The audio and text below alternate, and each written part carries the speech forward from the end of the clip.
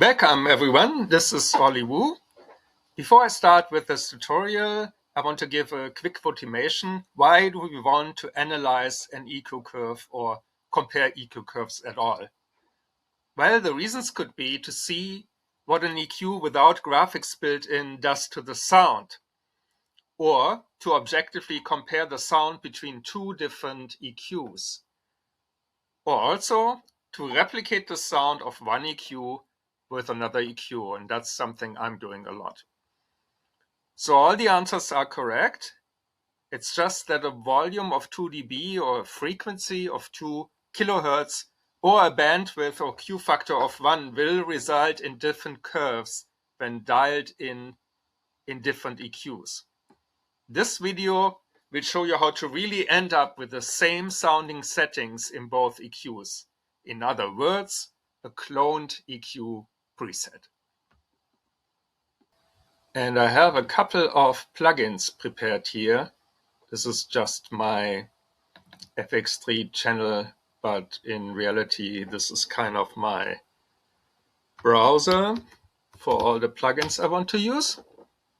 One is the famous Bertom EQ Curve Analyzer, either in version 1 or version 2. Then I got the IK Multimedia EQ81, which is a Neve 1081 EQ. Then I have here a Eventide EQ45, which also has 4 bands. This is a Waves VEQ4, which is also a Neve EQ clone. This is a generic Acon equalizer and another UAD Neve 1081 clone. It's a bit small, the UI by now. I think they should update this, so we might not be using that.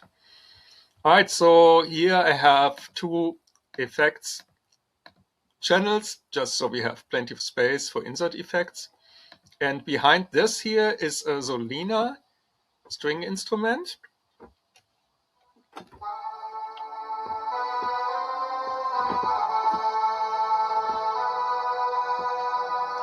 And that's the Solina without any EQ. And if we take the EQ81, let's say, as the source, let's see, let's do Ollie strings. That's definitely a big difference. There's space and a lot more mids and heights. Let's not spend too much time on analyzing this, but just look at it from the curve. And with that, I mean, we're not looking at the knob settings, because each of these knob settings can be quite different. The levels, the frequencies, and also these cues, you know, that might not be exactly the same value. 1200 Hertz might not be exactly at 1200 Hertz in another EQ. So the safest way to compare EQs is really to create a sandwich of these curve analyzers. So we're creating 2 curve analyzers, and we'll have to set them to a distinct channel. So let's just say starting with 2, since I already have one here. So this one will be 1. So don't worry about this. And then the second one also needs to be group 2. So now we see the first one is sending a signal, and it's exactly at 0 dB. And then we're doing the same in the next, and we're setting it to 3, so it's unique again. Setting it to 3. So now this is the display for 3. And then there's another trick. We can actually display another curve underneath. So this will be group 2, but underneath will be 3 from this channel. And now I'm marking this as stay with me.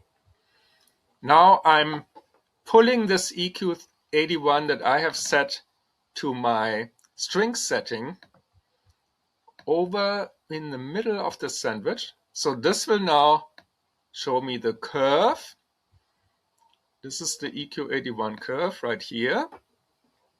And this gray line at 0 dB is the curve from the other channel.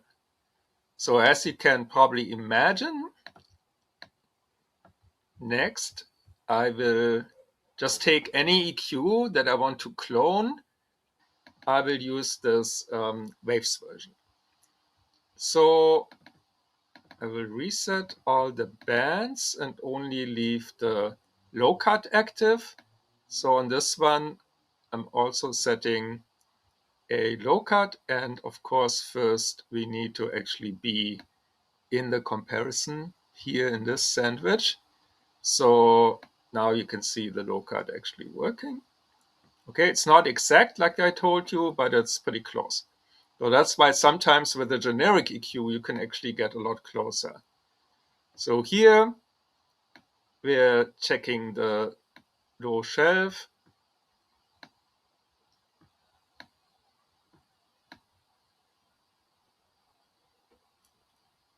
Also looks pretty good. This would be the peak, this is the shelf. Here we can set the frequency a bit different. Then we have the low mid peak, which seems to be at max frequency of 1200 Hertz. Q is actually pretty okay. Here it's set to the high Q, so if we wanted to set this to go down a bit, like this. This one is the high mid peak, set to, looks like 6.8, and also to a high Q value.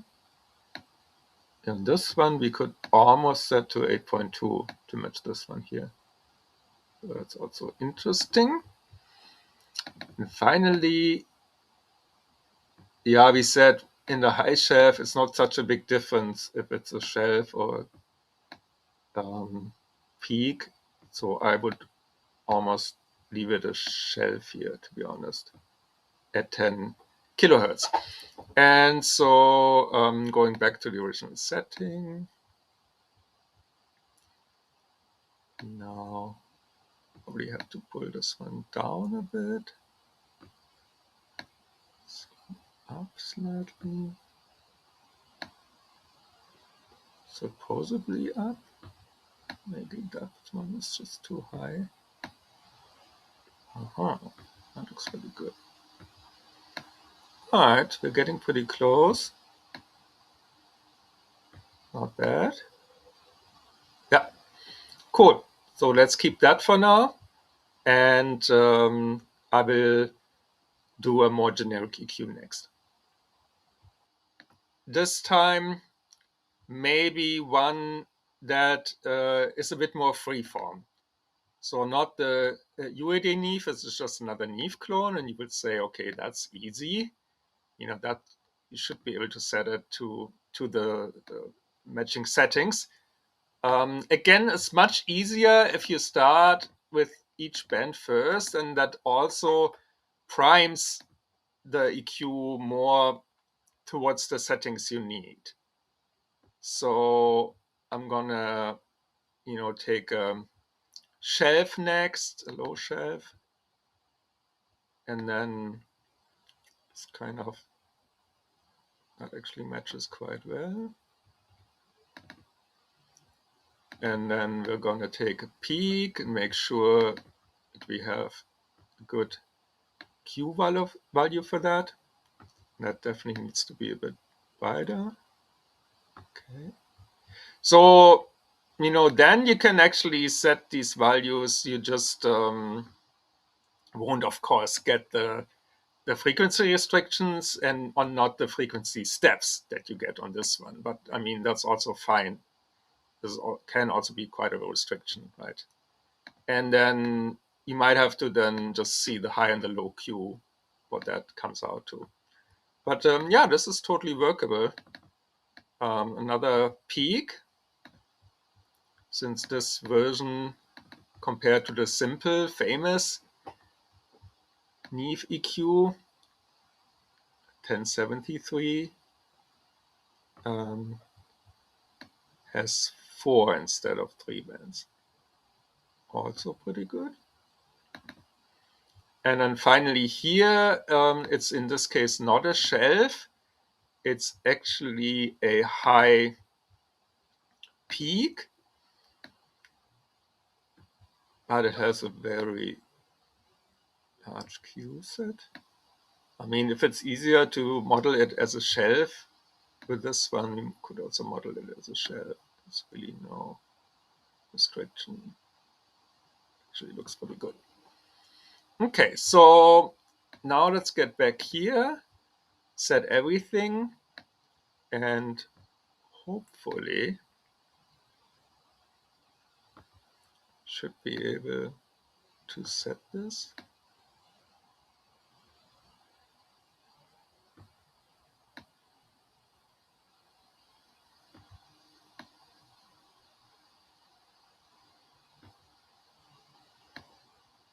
Maybe we need to make the high one shelf now. I mean, peak. Is that the high one? Yeah. Gets confusing. So roughly there. Okay. That's not bad at all. All right. And we're still in time. So let's move over this guy and this guy and do a quick test.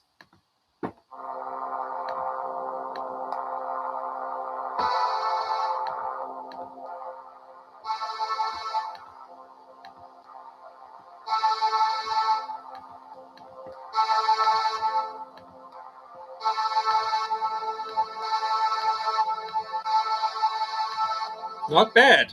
So this is the first step to clone a single curve. Now it gets a bit trickier if you want to clone the whole EQ. Then, like I said, you can mostly just clone the Q setting, and you have to just play around and kind of be disciplined about using that many bands and kind of stay within the frequency ranges. But obviously you can go higher or lower in the gain. That doesn't hurt. And then if you want to clone the saturation, like I know the IK Multimedia EQ has also saturation, that will be a different video to clone saturation. So that's still a fairly simple example for cloning an EQ. Thanks for watching. This is Olli Wu.